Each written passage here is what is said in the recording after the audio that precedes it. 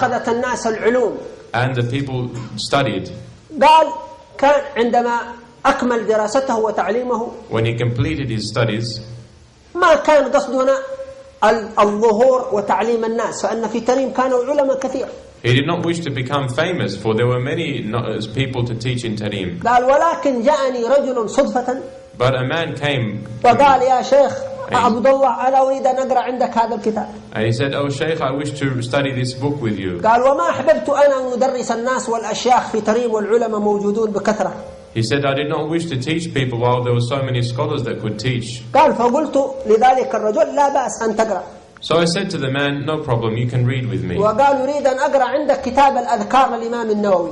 He says, "I wish to read the book of Adhkar of Imam al-Nawawi." فقلت له أحضر ذلك الكتاب. So I said to him, "Bring that book." قال فلما أحضر ذلك الكتاب وقرأ فيه. He said when he brought the book and began reading, إذا بالخبر ينتشر. the news started to spread. فجاء في اليوم الثاني شخص آخر. The next day another person came. وقال أنا أريد أن أقرأ عندك مثل هذا الرجل. He says, "I wish to read like this other person." فقلت لا بأس إن شاء الله. He said, "No problem." فجاء في اليوم الثالث رجل آخر. And the third day another person came. وقال أنا أريد أن أقرأ عندك هذا الكتاب. He says, "I wish to read this book." قال فما مرت الأيام إلا وامتلأ المسجد بالذين يريدون أن يقرأوا. So he said only a few days passed and the entire masjid was filled with people wanting to study with Imam al-Hadaad. وأخذ بعد ذلك يدرس الإمام الحداد. And then he began to teach. وانتشرت علومه في تريم وفي خارج تريم. And his knowledge spread in Tarim and outside. حتى جاء رجل شيخ كبير. Until a great sheikh came. وكان المسجد الذي يدرس فيه الإمام الحداد على الأرض. And the masjid that Imam al-Hadaad used to teach in was on the floor. ويفرشون فراشا من الخوص من السعف خوص أوراق النخل. And they used to place a mat made of palm tree leaves للناس. for the people. وسجادة يجلس فوقها الإمام الحداد يدرس. And a mat which Imam al-Hadaad used to sit on. ففي ذلك في إحدى الأيام So one day أحضروا سجادتين للإمام الحداد. they brought 2 mats for Imam فقال al-Hadaad. أحد الناس So one of the people said, وهو لا يعرف الإمام الحداد. and he didn't know Imam al-Hadaad. وهو الإمام الحداد في بين 30 إلى 40 من سنه. At that time he was between 30 and 40 years of age. فجلس فوق السجادتين. So Imam al-Hadaad sat on top of the 2 mats. فقال لماذا هذا الشاب يجلس فوق هاتين السجادتين؟ So this man said, "Why is this young man sitting on top of 2 mats?" ولكنه سكت في هذا. However, he was silent. فلما بدأ القراء يقرؤون عند الإمام الحداد So when the students began to read their وهو books, ساكت. and he was silent, فلما فرغ القراء من قراءة كتبهم when they finished reading the books, تكلم الإمام الحداد. Imam al-Hadaad began to speak. قال فشبهته He says, "I likened him بالبحر الزاخر عندما يتحرك بالعلوم.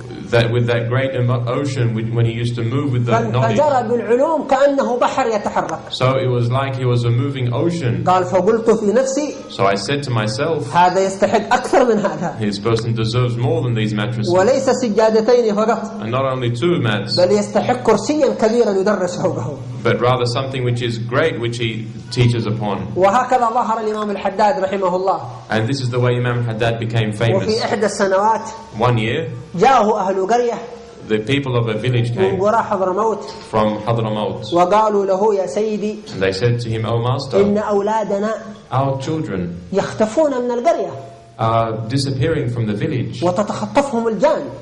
And the jinn kidnapped them. فنريد أذكارا تحفظ أولادنا من المؤذيات والشريرين. So we need some adhkar to protect us from these things." فقال لهم الإمام الحداد إن شاء الله تعالى. So Imam al-Hadaad said, "Inshallah." فعمل هذا الراتب العظيم. So he composed this ratib. قال وقد ورد علينا هذا الوارد في ليلة القدر ليلة 27 من رمضان. And he said, "This inspiration came upon me on the 27th night of Ramadan." ورتب هذه الأذكار العظيمة. And so he organized these great adhkar. فجاء أهل تلك القرية. The people of that city came to him. وقالوا يا سيدي They said, "Oh نريد master, أذكارا لأولادنا يختفون ويذهبون. we need adhkar, our children are being kidnapped." فقالهم هذا الراتب قد عملناه خذوه فاقرؤوه. So he said, "This is the ratib, we have organized it, go and recite it." فقرأ أهل تلك القرية ذلك الراتب. So the people of that village recited the ratib. فمن أول ليلة اختفت عنهم تلك الظاهرة. So from the first night they no longer had those problems. وظهر أولادهم مرة أخرى. And their children reappeared. ثم انتشر انتشر الراتب في قرى حضرموت. Then the Ratib became famous in Hadramaut حتى وصل إلى الحرمين الشريفين. until it came to the two sacred precincts. ووصل إلى عندكم وإلى سائر البلاد. And it came to you and the rest of the land. وهذا سر الإخلاص مع الله سبحانه وتعالى. And this is the secret of sincerity with Allah. فأن الإمام الحداد كان كثير الإخلاص لله. For Imam al-Hadaad had great sincerity with Allah, كثير التواضع لله. great humility before Allah. حتى عندما دخل الحرمين الشريفين في حجته الأولى And when he went to make Hajj, ودخل خلفه ناس كثيرون and many people were behind him, وتلامذة كثيرون، great students, جاء بعض الناس ليضيف الإمام الحداد. one of the people came to present something to فقال him. لهم الإمام الحداد: And Imam al-Hadaad said to him, نحن في مكة we are in Mecca, أضياف الحق سبحانه وتعالى، we are the guests of Allah.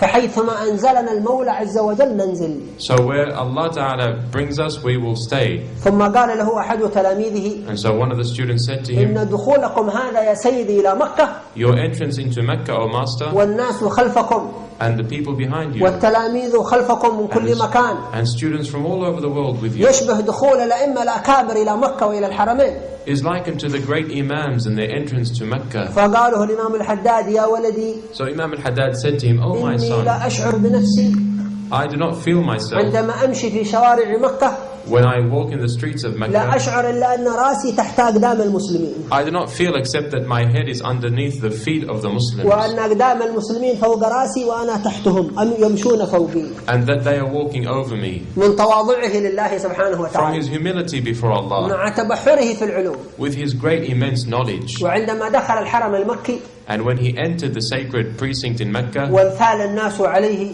and people came to him يسألونه asking مختلف الأسئلة، various questions, قال الإمام الحداد: Imam al-Haddad said, فسأله رجل one man asked, وقال: ما مذهبك أنت أيها الشيخ؟ he said, what is your madhab, your school, O Shaykh? قال الإمام الحداد: Imam al-Haddad said, فأردت أن أقول أن مذهبي الكتاب والسنة وأنه مجتهد. I wish to say that my madhab is the Quran and Sunnah. I'm a mujtahid. قال: فخفت من إنكار بعض العلماء، ربما ينكر بعض العلماء يقول هذا متى مجتهد وهو أعمى وهكذا. But I feared that some of the scholars might condemn me and say, this is a blind man, how is he a mujtahid? قال: فلم أخبرهم بهذه الحقيقة. So I did not inform them of this reality. وقلت للناس وللعلماء And I said to the people and the scholars إن مذهب أشياخنا في تريم that the madhab of our teachers in هو مذهب Tarim الإمام الشافعي. is that of Imam al-Shafi'i. قال: فلما تكلمت بهذا He said, when I said this, حصل أمر غريب. a strange matter occurred. تكلم شخص من العلماء One man spoke. وقال: يا شيخ عبد الله، He was from the scholars. He said, oh Shaykh Abdullah, لماذا لا تقول مذهبي الكتاب والسنة؟ why didn't you say your madhab is the Quran and the Sunnah? لماذا تضمر في باطنك الكتاب والسنة؟ Why do you hide this within your breast? قل أن مذهبك الكتاب والسنة ولا عليك من إنكار أحد من الناس. Say that your madhab is the Quran and Sunnah and do not worry people's condemnation. قال: فاستغربت جدا الإمام الحداد، He said, I was amazed by this. ولا أذكر أن أحدا أظهر لي ما في باطني And I do not recall anyone إلا exposed رجلين اثنين فقط، that which was in my heart except two هذا men. الذي في مكة، This one in Mecca, وعندما سافر إلى واد من أودية حضرموت يقال له دوعا، and when I went to one of the valleys within Hadramaut, a place called Dawan, خرج خلف الإمام الحداد behind him, 50 تلميذا أو 70 تلميذا، about 50 students went behind Imam al-Haddad. فوقع وباء في أعلى الوادي، And so there was something that occurred in the upper valley. فتردد الإمام الحداد: And so Imam al-Haddad stopped. هل يكمل زيارته إلى أعلى الوادي أم يمكث ويعود إلى تريم؟ Will he continue to the upper valley or return to Tarim? خوفا أن يصيب الناس شيئا من البلاء أو المرض. Fearing that any of this illness would come to the people. قال: فلما دخلت المسجد And so when he entered the masjid, وركعت ركعتين and he prayed 2 rak'ats, واستخرت الله عز وجل seeking the good guidance of Allah, هل أطلع أم أبقى؟ should I stay or go? قال: دخل رجل المسجد One man came into the masjid. وقال لي: يا شيخ عبد الله، He said to me, oh Shaykh Abdullah, تقدم على بركة الله advance by the blessing of Allah. وتوكل على الله، Rely upon Allah. فأنت محفوظ وأتباعك محفوظون، You are protected and so are your لا followers. عليك من الوباء في شيء. Do not worry about this disease. قال: فقوي الخاطر عندي And so I became stronger وعزمت على الذهاب، and I determined to go. وسلمه الله وسلم كل من كان معه في الزيارة، And Allah saved him and everyone else. وعاش عمره كله دعوة إلى الله وعلما وتواضعا And he lived his entire life calling to Allah and knowledge and humility. وانكسارا لله And breaking himself before Allah. وتأديبا للنفس and refining his self. حتى يقول في إحدى قصائده In one of his qasaid he says, يا نفس هذا الذي تأتينه عجب O soul, that which comes upon you is amazing, is strange.